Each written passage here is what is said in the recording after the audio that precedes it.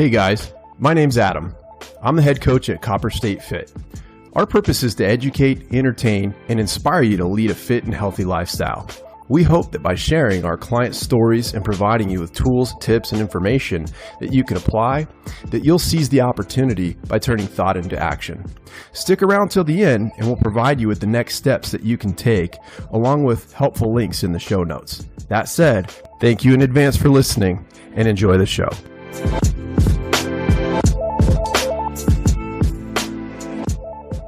This is Adam, head coach and owner of Copper State Fit, and we are here today on episode 15 with Travis Rouse, who's got an incredible story to share with you guys. This is another case study that we're going to do.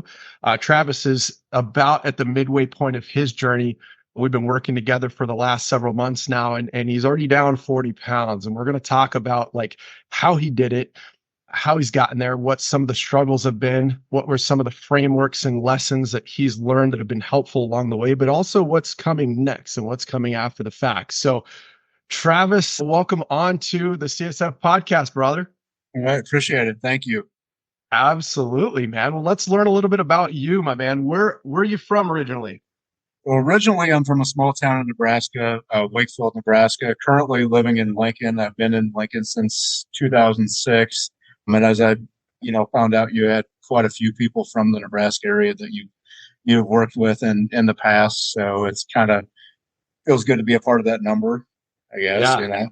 Yeah. I think we owe that to Amber, who I think was actually how Valerie, your wife, found out about us. And of course, then how you found out about us as well. But I forget which episode Amber is on the podcast, but she's definitely been on as well. And we think we have to owe that to her. But yeah, a lot of people right there in your neck of the woods. So what do you do for work out there in Nebraska? I work all across the country. I'm a senior project manager in the robotics and automation industry. So kind of on the road quite a bit and, lots of travel. That's kind of, what I do. Okay.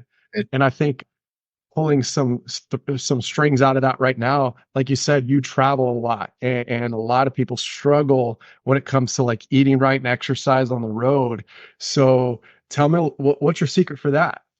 Planning. You have to plan. You always have to plan, no matter what. Always think ahead before wherever you're going.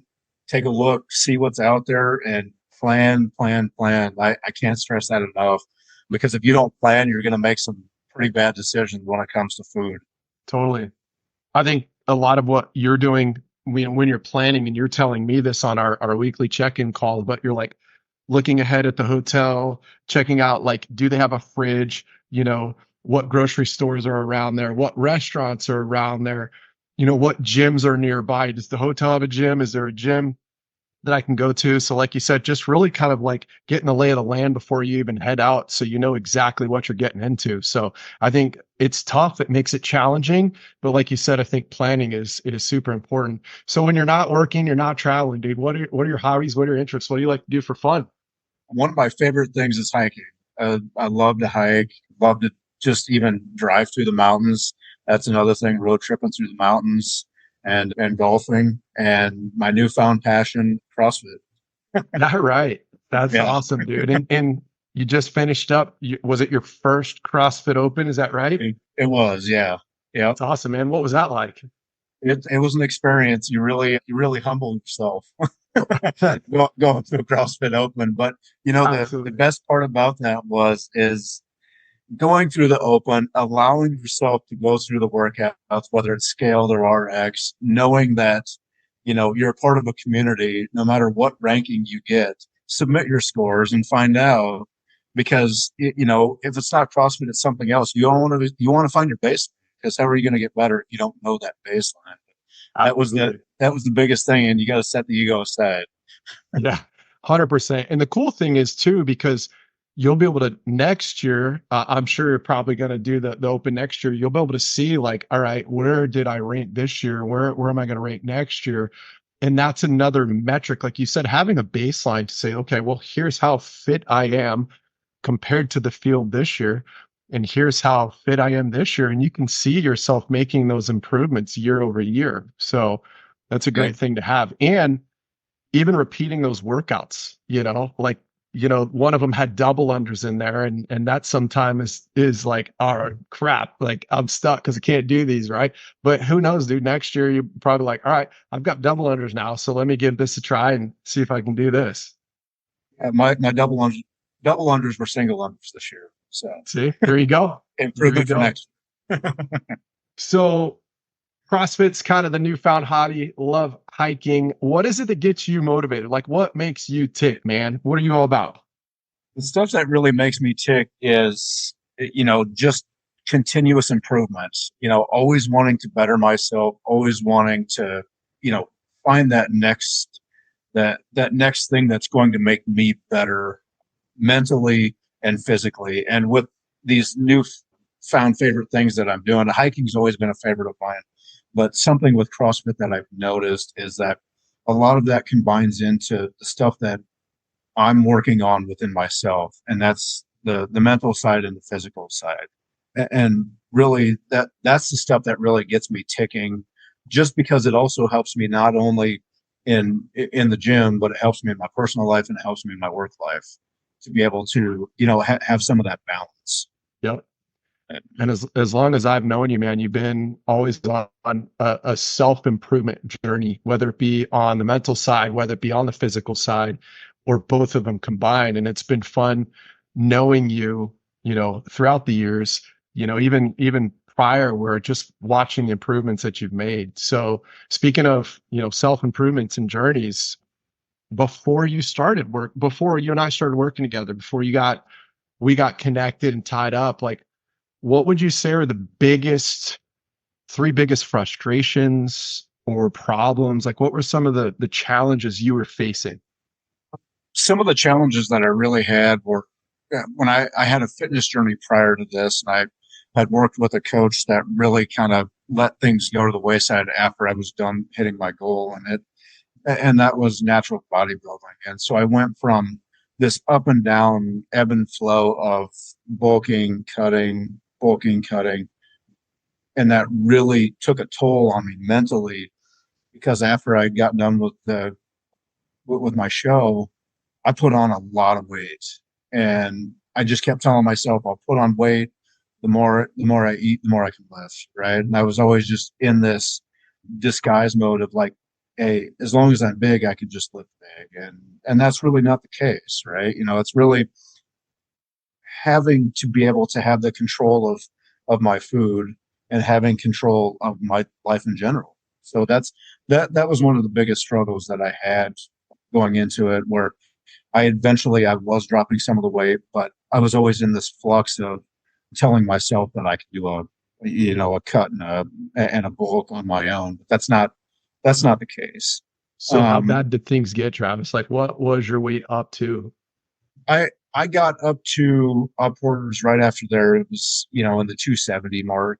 Yeah. Is where I'd gotten back to. Now, before I'd started the whole journey, I could take it back even further, where I was at one point I was 375 almost. Yeah, that's crazy. I mean, I want people to hear that again. Like, you were 375 and have lost weight all the way down to actually doing like bodybuilding shows, stage lean, but then kind of rebounded after that whole thing and back up, like you said, into the 270s. Is that right? Yeah. Yeah. And then I had gotten back down to about the 240, kind of hovered there. And then I was traveling a lot, just using the excuse of I'm traveling, I can't eat right. And then that's when, Val had been working with you. My wife Val had been working with you, and I was kind of in this mode where I don't need help. I don't, I can do this on my own. I can see what other people are doing. But then the realization kicked in of I'm not getting any healthier. I need to do this for longevity. As I get older, I need to find something that I can do, not just as I don't want to even call it a diet, right? Diet to me are short term. I want to do this as a lifestyle change, and do this for life. Mhm. So that's why it was really important for me to connect with you and say, okay, I've got these goals, whether they're crazy or not. In my head, they didn't sound crazy, and to meet with you to put together a plan, right? And when I came to you, I was at that just above 260 mark Yeah. when I had come and talk to you about, what can we do? Well, what would you say? Like you said, you're thinking, I don't know if I really need the help. I got this. I can do it on my own. A lot of people go through that, but that realize that, like, you know what, I really need help. And that's really kind of putting the ego aside, like you had said a little bit earlier with regard to even like doing the CrossFit Mhm. Open, but sometimes putting the ego aside and letting somebody who's the professional kind of help guide you through it, right? Like, you still have to do the work. So technically you are doing it, but at least having someone there that can kind of put the stepping stones one in front of the other to help you get across, right? So what would you say the biggest impact that getting back, gaining that weight back, getting to 270, what were some of the biggest impacts or problems that was having on your personal life or professional life? Well, with that came a lot of depression with it, and I was just trying to, try to stay positive in a depressed state where I felt like, okay, if I smile, I'm doing okay, but that's not the case. And with that depression came this hidden, it was like a hidden smile, or it was just trying to mask it. And, doing that affects my personal life, my work life. So that really just sparks everything else to then kind of spiral down. So depression was a big impact, in my life. And then on the food side, that was huge, because if I have anxiety and my depression's high, I'm automatically going to the refrigerator. I'm automatically going to go get food. I'm just going to cover it up with food. What's going to make me feel better in the short term? Yeah, maybe I have, half a pizza. That'll make me feel better. But that's just not the case.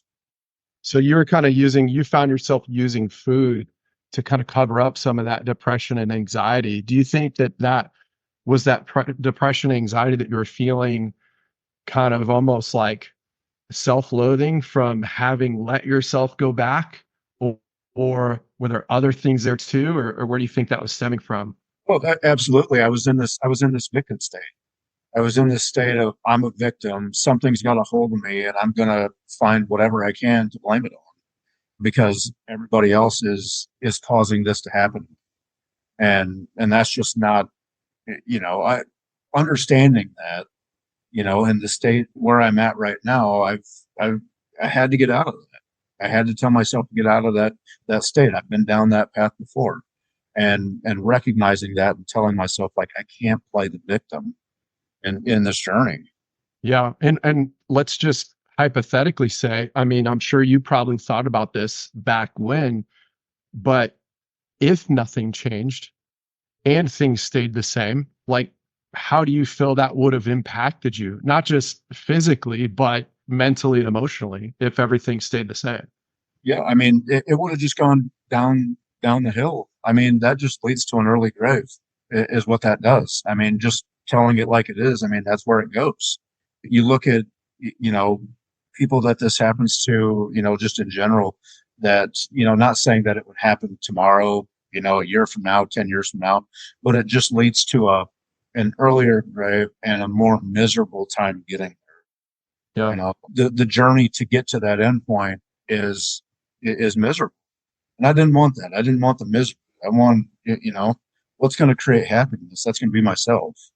You Yeah. know, so that's so that's a lot of stuff that inward I had to take a look at. Yeah. I like And that.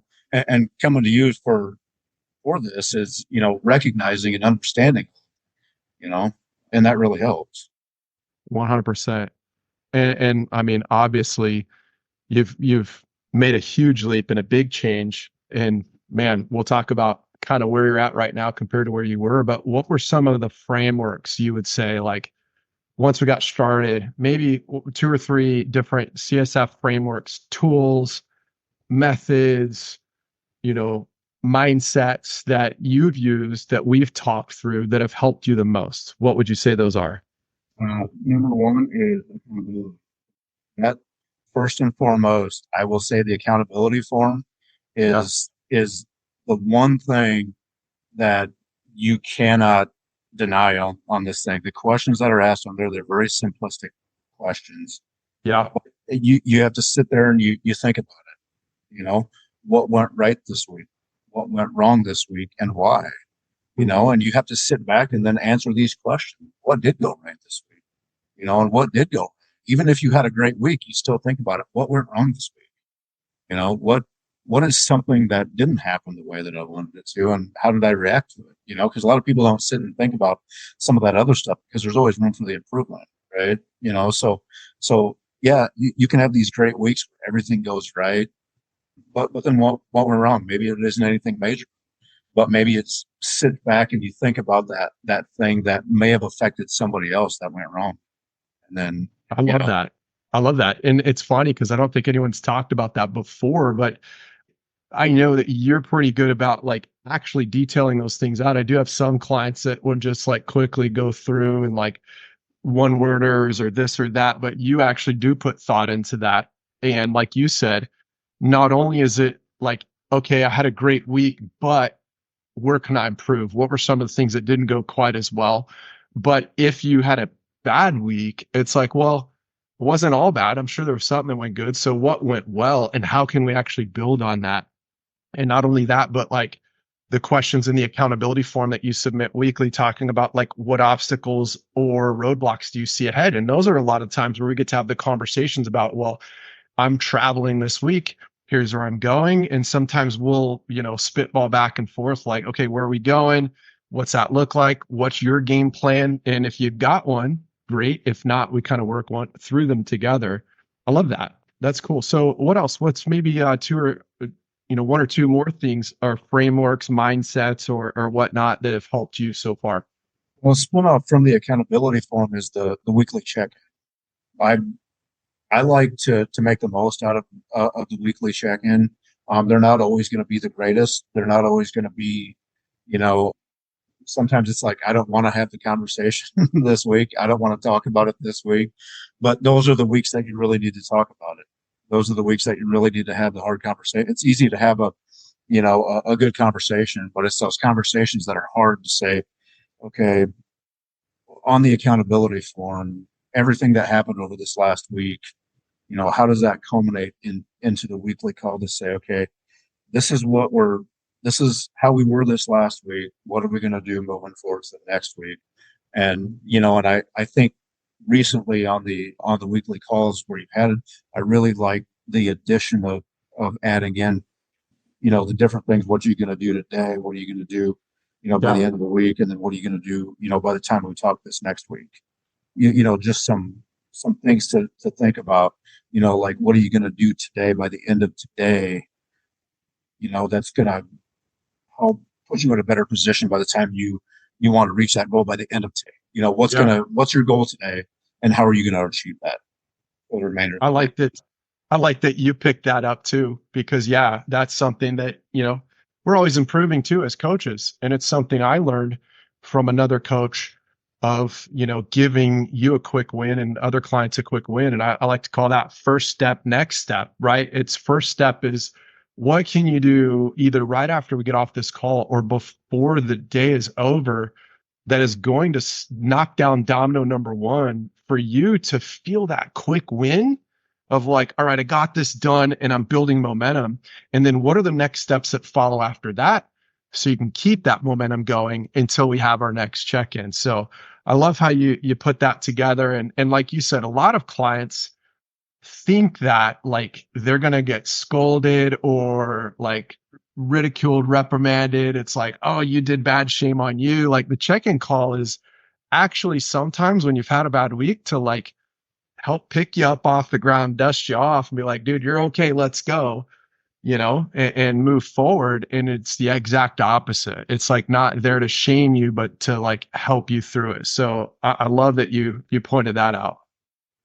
And I would say the third thing is on the app, the food tracking and just the tracking in general on a daily basis. So, making sure that you get your water in, making sure that you're tracking your food and then your workouts, through the app.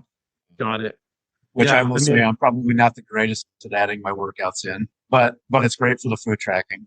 that's okay. Travis, you're not the only one, dude. Like I'm telling you, if like we get all the clients to log their workouts, so I know like, are you doing your workouts or not? Yeah, I had a great workout last week. I'm like, well, I didn't see anything, but anyways, but yeah, man, just having that there is a visual to kind of like, all right, am I on track? Am I doing the right thing? And that kind of removes the guesswork. Would you say? Like, it's like, Yeah. am I eating enough? Because for you now, you're training, you joined the CrossFit gym, you're training, and we've got to make sure that you're fueled enough so that your hunger doesn't go through the roof. And then you're back in the kitchen hunting down something to fill up on, right? So are we Okay. eating enough? Are we getting enough protein? And then the habit trackers that are in there as well. So you can kind of see like, I think a lot of times what's really interesting is how we feel we're doing with something isn't always exactly how it is. Sometimes we think we're doing worse than we are, and sometimes we think we're doing better than we are. And having that objective, like you said, checking off my water goal or checking off like a fruit and veg goal, whatever that habit is that we're working on, we can actually go back and look and objectively see, like, all right, in the last 30 days, how many times did I miss or how many times did I get my water goal, right? And we might think like, oh man, I'm doing so good and get my hydration every day. And then we go back and we look, we're like, well, in the last 30 days, you got like 22 days and we missed the last 8. And you're like, oh crap, like I didn't realize I missed that many, right? So that's awesome, man. I appreciate you kind of going through those. So you said the accountability form, kind of going through, opening up the mind and starting to think through that on a mental side. You said the weekly check-in call and, having that accountability, but also somebody there that's another set of eyes and another set of ears to kind of help navigate through challenges and problems. And then you just said the app so that we kind of have a clear like path and we know without a shadow of a doubt, it just objectifies everything. Are we doing good? Right? Yeah. Cool. Dude, let's talk about some results so far, which you've gotten some killer results. So you started above 260 and now we're sitting in the low 220s. So over 40 pounds that we've dropped so far. Okay. Let's talk about that. How do you feel? I feel amazing. It's been great. I think the difference here is losing the weight in a manner of not just quick dieting and losing the weight to lose the weight quickly, but losing the weight more of for lifestyle sustainability and Yeah, making sure that I keep the weight and not go back to this mentality of I'm just meant to be a big person, because that mentality is just going to get me right back to this reprimand effect of going back to, you know, gaining the weight and going back. So it's really just keeping the repetition, making more of a lifestyle change than it is just a diet. absolutely. Feeling And I like kind of what you said about the lifestyle thing, but another just a mind shift to have for those that are out there listening is think about the person you want to become, right? Like for you, Travis, it's like, who's the Travis I want to be, right? Like you had mentioned, I want to be physically active. I want to be doing CrossFit, I want to be eating healthy, right? Like in all those things. And there's a certain weight that comes with that and a body fat percentage that comes with that. But really less about thinking about the outcome that we're chasing and pretending like even in your mind, like foreshadowing and thinking about, all right, let's fast forward. Let's say I'm there. I'm that Travis. I'm doing all those things. What does that look like? Okay. Well, I'm probably going to bed at a certain hour, waking up at a certain hour, closing the laptop sometimes from work, right? To compartmentalize that. I'm getting to the gym, doing my CrossFit workouts, getting enough protein, like all of the things that I'm doing when I'm that Travis. Well, cool. Let's just do that now, right? Let's be that guy now. And when you're that guy, before you're that guy, like that's what gets us to where we want to be. And furthermore, that's what keeps us there, right? Because that's what we weren't we weren't chasing that external goal. Like I talk a lot about intrinsic versus extrinsic motivation. Like intrinsic being like you're motivated by actually doing the thing. Like, man, I feel so good when I get my workouts. I enjoy the foods that I'm eating, right? Like I have fun meal prepping, because I look forward to eating these foods. those are the intrinsic motivators that keep you going versus the extrinsic, the external of like, I want to hit this goal. Well, the reason 95% of people gain the weight back after they lose it is because, well, once you hit that goal, if that was the motivator, now you're there. Now what? Like there's nothing left to motivate you anymore because you hit the goal. You cross the finish line. It's like running that marathon. You ran the race. All right, cool. Got the medal, got the t-shirt. Cool. Now what? Right? Cool, brother. Well, let's talk about how, I mean, you mentioned some depression, right? Early on, you talked about some of the victim mentality. So let's talk about how, not only how did that impact you physically, you're feeling better, you're friggin' doing CrossFit Open. Let's talk about the mental, how mental, emotional, and how that's impacted you as well, dropping 40 pounds already. Well, from the mental side, I feel like I'm able to actually make better decisions, whether it be, in my home life, my work life. I'm able to actually sit down and I'm not worried about so much the anxiety and the depression and overcome by this cloudiness. It's more of clear thinking and being able to understand what I need to do to stay in that place. Whether it's writing it down, just trying to remember it up here in the head. But I have a lot more room up here now to think about those things and capture those things in my head to say I can make better decisions and I can recognize things better in life too to say I can make a better decision. Like in the room, you walk into a room and being able to read a room. It's just a little bit. You're not, you know, overcome by that cloudiness. So it's just a lot more clear. That's great. That's great. I like what you said there too about you have more room up here mentally, up in your head, right? It's almost like you kind of evicted some of those old thoughts, right?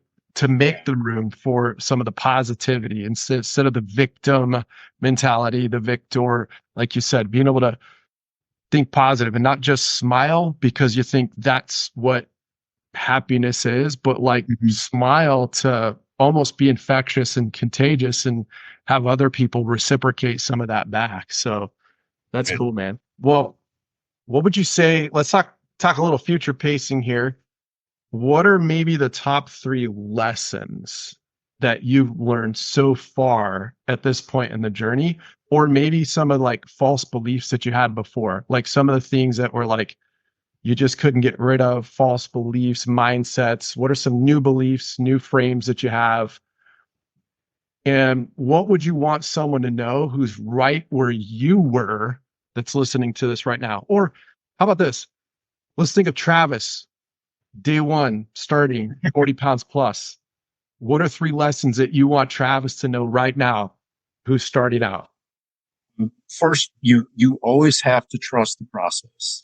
You have to be able to go in and trust that the process is going to work. That you have to allow yourself to engage into the process and trust that it's going to.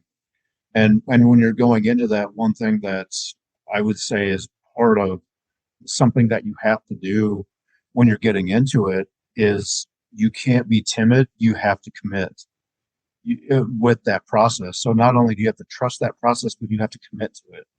And you have to be in that mentality, that mindset to say, all right, this is what I want and whatever your why is. But when you're going into it, you have to commit and trust that that process is going to, because that is the only way that is going to. Got it.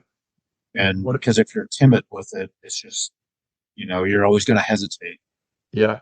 And don't give yourself a plan B. Your plan A is like, this is what I have. This is my plan A. I don't have a plan B. Yeah. I'm gonna burn all my ships because there's no getting out of it. I love that, dude. I love that. Burn the boats, burn the ships. That's one of my favorite quotes of like all time that you just said right there. So no plan B, man. This is it. That's great. So, I mean, or some of those false beliefs, man, that were up there in the head before that you maybe you had, or maybe some new beliefs or mindsets that you now have. Well, some of the false beliefs. The big one is that I can do this on my own. I can, I absolutely know everything that there is. I've gone down a path of, I've done bodybuilding, and I've been to the gym. I know what I need to do. I it's that might be so, and that might be right for anybody. But whether you're at my level, professional level, wherever you're at, there are people that are always, you need to surround yourself with those people, right? The team, you need to surround yourself with support, because even your professionals that are in any career, they always have somebody that's helping guide them down there, or they have the advisor, they have the trainer, they have the, somebody that's always there. So the disbelief was that I could do this on my own. And that's just not, I'm the one that has to do the work, but I also have to put a supporting cast around me to say that in these bad times, I'm still going to have a supporting group to say, all right, I'm busting my tail, I'm doing this, and this group behind you, whether that support is positive or sometimes you feel like it's negative, their supporters are going to tell you how it is. Those true supporters are going to say, you're messing up. You're not doing the right thing. You're not doing what you need to do to get to the next level. But they understand your goals. They Yep. understand what it is that you're trying to achieve. So that's like the supporting cast, right? That's your support team. Your support team is not always going to tell you, you know, some sometimes what you want to hear, but they're going to Yeah. tell you what you need to hear. So 100%. I so like so that. that was the disbelief, is doing this on my own. I love that. Like you said, the supporting cast, a coach, a mentor, a guide, even other people around you. I think a lot of times people who start this journey, Travis, you tell me if you agree with this, but are sometimes even afraid to share with others that they're starting such a process or journey because they've tried it so many times before. They're almost afraid to tell everybody because the fear of failure, right? They're like, Right. if I tell somebody else I'm starting the weight loss journey again, they're probably gonna be like, okay, yeah, all right, Travis, sure, buddy. Like, and truth be told, there's probably a lot of internal self-doubt as well of you even telling yourself that, like, here we go again on this journey, and your own internal thoughts of like, okay, yeah, right, Travis, like been down this road before. So almost just turning over to someone else, like you said, you still got to do the work, and it's not always easy, which I'd love to like kind of segue into that in just a second here. But like, you're doing all the work, but let me outsource some of the decision making to someone else so that all I have to do is execute and not necessarily think through all the decisions, right? Yeah. Well, what do you think? Let's talk about gets tough, right? I mean, 40 pounds down, we're climbing Mount Everest here. We're halfway up. It's getting hard, right? We're starting to, the air is thin up here, right? It's harder and harder. We look back, we're like, man, I've come a long way, but you look up and you're like, I still got a lot ahead of me. I have a long way to go. What keeps you going when you get to those spots? And talk about some of those hard times, because I think other people need to hear that. Yeah. The biggest thing is, and it's way easier said than done, is staying positive. Just, I don't know how much more to say. You just have to stay positive through the process. There's a lot more. I would say there's. I'm not going to say negative days, but there's a lot more hard days than there are going to be soft days with it. Just because you're going to have to go through those hard times in order to make yourself better. You know, people that are in it to make themselves better, they're not sitting back on the couch. They're not sitting down, not doing anything. They're not just, hanging out, all the time. Not saying that people can't do that, but that you can't base your life around doing that. And that's where some of that negativity, to me, the way I view it, that's where it come in. Like positivity to me is more of like getting out, doing the work, and making it happen. Like in your head, you're going to tell yourself like, I need to do A, B, and C today, and write those out. Write Yeah. down what it is that you need to do. Give yourself a checklist. Make it easier Yeah. on yourself. Take some of that thought out of it, and write the things down that you need to get done, because you need to allow yourself to open up your brain to get the work done. You don't want to have the chaos of what do I need to do next. You already have it written down, because now your mind is going to be open to say, all right, now I need to do the work. and just staying positive with that, because the more that you can forge forward is it's going to help that positivity, right? And with that, positivity can just be as infectious as negativity, and people will see that, because and I've noticed that too. Like when I'm going around, it's a lot more people will smile, instead of just like comes, into a room. It's more of a greeting, say hi. People are more cheerful around you, so it can be just as infectious as negativity. That's So staying interesting. positive is huge. Yeah. That optimism that you carry, because I mean, there's going to be weeks, Travis, and we've had several of those where it's like, the weight and inches are dropping. Awesome. We're, checking the boxes, doing all the things that we're supposed to do. Then there's those weeks where, dude, I'm doing everything I'm supposed to do, but like weights maybe stuck or not budging, right? And that's where you have to go back to that internal motivation, like you just said, the optimism of like having the faith and believing of trusting the process and committing to the process and just knowing like I think, some of you out there might have heard or have heard of Alex Hermosi before, but he actually has a quote, and I'm going to botch it here, but it's like, there, I can't fail if I don't quit.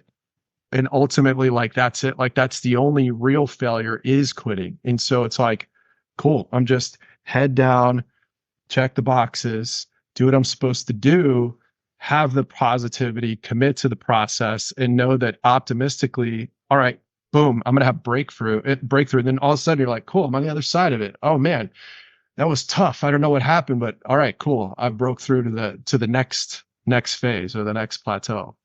And this journey is, I can compare it a lot to going on a long hike. When you're going on a longer hike, and Val, my wife, and I have done a few 14ers where you have false summits, right? You're hiking and then you hit a false summit and you're like, all right, well, there's still that journey that I've got to go. But you're thinking like, all right, the relief is going to be there. Yep. You're there, but you're not there. Yeah. So you're on That's to the next. So it's kind of this comparison that I have with hiking. that's a great analogy because you look up and you see it, and you're like, all right, there's the top, and you get there, you're like, nope, that's not the top. Well, what tools, tips, or resources of ours have you maybe retooled, tweaked, or made some of your own from? I would say, again, going back to the accountability form, I'm going to go back to that because I just love the accountability. For me, I've actually incorporated that into my job. I actually No use way. that. Yeah, I use that as part of my job because accountability, we can use it across the board, right? So I've just revamped it to reuse that Yeah. within my work structure on it's a biweekly basis for the teams that I work with out on my projects, for the accountability in different situations to make sure that they're getting done with what these teams need to get done with. So and it's actually works very well in my monthly meetings. So on some of That's these I cool. can actually use that again. I mean, they're to me, I think that's the greatest tool ever. That that is cool, man. So you're out there in the workforce tweaking and retooling the accountability form for, some of your job site employees that are kicking back like what I do, what went well, what didn't go so well, first step, next step, all that stuff, huh? So Yeah. And you can use it in all facets. You really can. yeah, Yeah. how cool. How cool. Um, Yeah. but that would be the biggest methodology tool that I use outside, because most of the tools and methods that I use on a daily basis. So already I incorporate them on a daily basis. I would say so. I would say most of I utilize the recipes that you have as well. Okay, cool. So there's some really good stuff that you have out there. That's and they're amazing, especially if you can't decide like what am I going to have. Well, I'm just going to look it up. Yeah. See what we can No, I have. love that. Got to thank my wife Renee for that, man. And I'm lucky enough to have her as my personal chef, if you will. So, and she knows how to make them taste amazing and yet still be calorie and macro friendly. So that's awesome. Wow. And to add to that, I just want people to understand as well that you don't have to sacrifice the when you're starting to go on a journey, a lot of people think, I'm going to have to eat chicken and rice. I'm going to have to eat, whatever it is, these bland foods. And that's just not the case. Mhm. I think more people are going to realize that maybe they're not even eating enough. And, they think that they have to really cut back on the food. They've got to work out more, cut back on the food. And, they might even realize, like, I can't fit in all the food. Yeah, You totally. know? So I The, just, vol- I, the I, volume, the volume of food when it's mainly like low processed whole foods is pretty overwhelming for most people, you yeah, know? So cool, dude. Well, what's next, man? Like what's kind of the long-term vision, the big goal, the big scary, hairy goal that's out there for you that you're aiming for? my big goal, I'm putting it out there, right? This is kind of it's my 5-year plan. I know we talked about it. I want to be at one of the top 40 in my age division at the CrossFit Games. Dude, that's That's freaking awesome. That's awesome. I love that you put it out there because you know what? That's what makes you chase that goal, man. It's like lighting the fire. You heard it here first, folks. 5-year plan, the top 40 of your age division for CrossFit. So I love that, brother. Well, dude, we're going to be here for you, rooting you on the whole time. We've got to get you in tip top shape so that we can make that happen. And I hope to be there rooting you on when that day comes as well. Anything that you want to add? Any questions that you got for me? Anything else you want to add before we wrap things up, Travis? I just want to add, if this hits the video, I am wearing a shirt that I was not able to wear at last year's CrossFit Games. So I'm wearing the shirt. It fits, and it's baggy. That's cool. So the shirt you have on right now was the one you said you bought at the CrossFit Games last year that you couldn't fit into. Is that right? This is the one I bought in 2022, Okay. and I was going to wear it to the 2023 CrossFit Games. I brought it with. I got to the hotel, not even thinking. I was like, well, I'm just going to wear it, right? We're going to the games. And I put it on. I was in the hotel. I was like, it doesn't even fit. Whoa. And I talk about a bad feeling. Yeah. Talk about a feeling where you're like, something has to change. Yeah. Something has to, and especially you're going into this area, this arena where everybody around you is going to be, this really good shape. But I didn't let it get me down. It was still like I've got to be able to, because at that time that's when we were really starting to get going, and we were just kind of getting started. And I was like, okay, these are eye-opening things that I need to pay attention to, where I don't want to go back there. I Yep. don't want to feel that way again. And it's like, okay, well, how do I make these everyday changes to not get back? That's awesome. But yeah, So anyway, that's you're that's why I in the think shirt. You're in the shirt that you bought in 2022. 2023, tried it on, didn't fit. Now you're wearing it, and it's even a little bit, there's some room in there for you, right? yep. Yep. My goal is, because this is an extra large, my goal is by the 2024 games, when we go down there, I'm going to be fitting a lower. That's my goal. Love it. Love it, brother. Well, listen, man, I appreciate you taking the time to jump on here, talk about your journey, about some of the mental struggles, some of the depression, the victim mindset, talk through some of the frameworks like the accountability form, the check-in call and the app, as well as some of the tools and resources that you've kind of tweaked on your own, like you said, with the accountability form itself. So thank you, dude, for hopping on here with us. We're 40 pounds down. We're halfway up that mountain. We're going to keep going. And we'll probably schedule another one of these once we hit that goal so we can kind of circle back and look at it. How's that sound? Awesome. Sounds great. Well, and I just got to say thank you too for getting me to where I'm at right now. And I put in the work, but you're the supporting cast. You're part of that supporting cast, and it's been a tremendous help. Awesome. Well, it's my pleasure, bro, especially when you're putting in the work that you do.